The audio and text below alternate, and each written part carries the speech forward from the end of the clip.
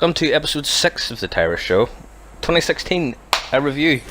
Now, for a lot of people, 2016 sucked. Let's just be honest and quite blunt about it. 2016 was fucking terrible.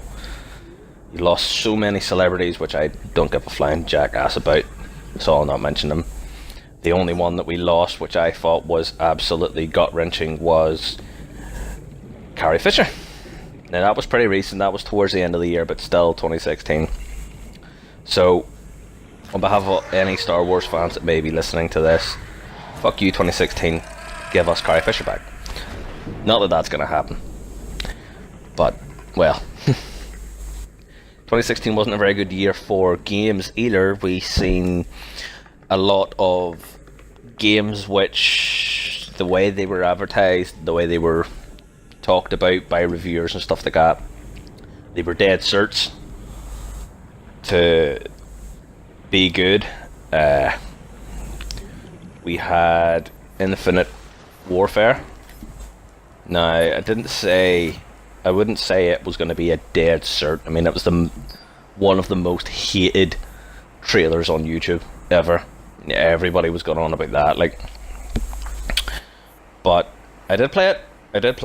I do like the campaign, I do like the story. Just don't like the multiplayer anymore. It's just me. Played it for a while, said, oh, I liked it, and then more and more, the things I didn't like about it wore me down, and that just ruined the whole experience for me.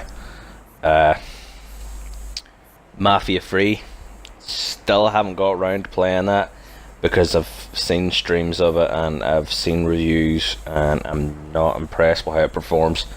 It sort of performs like Just Cause 3 does.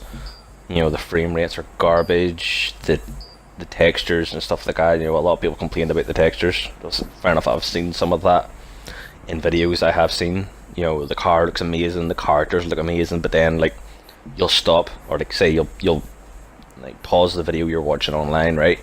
And the textures in the background will look absolute garbage. And even on higher grade hardware, like yes, this is an Xbox show, this is an Xbox channel, but PC, if you play Mafia 3 on PC, it's only going to marginally look better than it does on your Xbox One. The same on the PlayStation 4 Pro. You'll have a higher resolution, but it'll still be the same textures and stuff like that. So basically, everyone got shit on with that one. Now, I don't know anything about the story. I've tried not to watch like Let's Plays. I've just like watched reviews and similar stuff like that. Hopefully, I'll get a chance to play it. I have it on my rental list.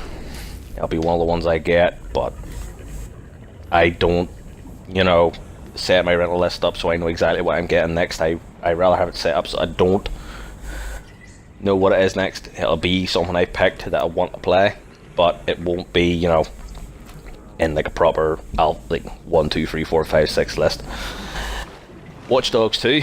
Now, one of the first videos I ever did for this show was Watch Dogs 2. Will it suck? To be honest with you, I don't think it did, but I don't think it got much love from fans of the original. Ubisoft tends to either listen too much or not listen at all. Division. And, well,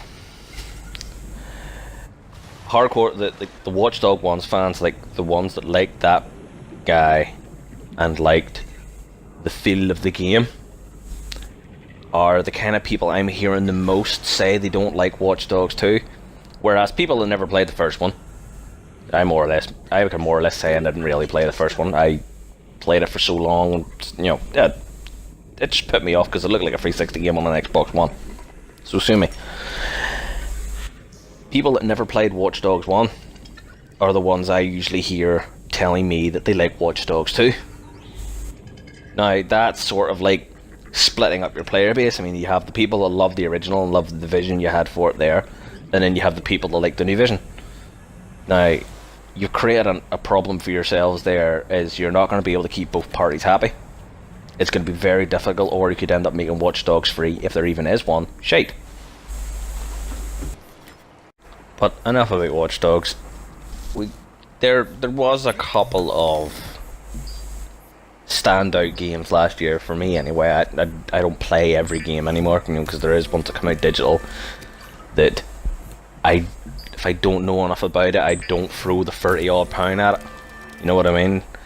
At least if it's a disc, I can rent it first, and if I like the game, then I will make a purchase.